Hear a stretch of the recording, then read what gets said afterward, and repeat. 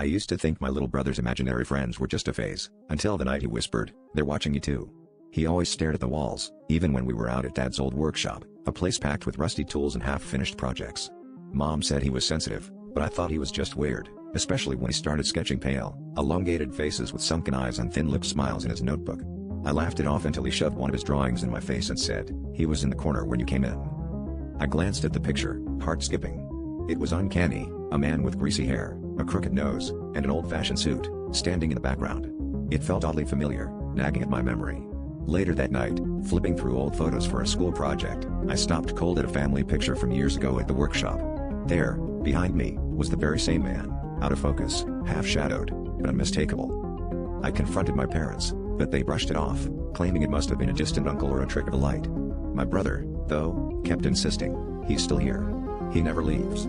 After that, I started noticing little things, a cold draft from behind the tool cabinets, the feeling of eyes on my back, the way the shadows stretched just a bit too long when I passed certain spots. My brother stopped sleeping, and I started avoiding the workshop altogether.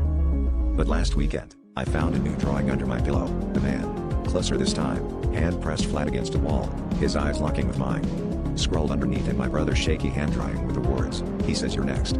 Now, every time I close my eyes, I feel someone waiting just on the other side of the wall, smiling, patient, and impossibly close.